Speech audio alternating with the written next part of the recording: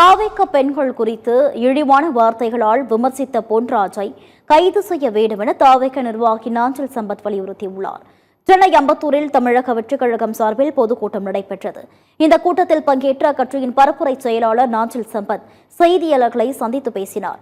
அப்போது பேசிய அவர், தமிழக வெற்றிக் கழக பெண் நிர்வாகிகளை சர்ச்சைக்குரிய வகையில் பேசிய பொன்ராஜை கைது செய்ய வேண்டும் என கூறினார்.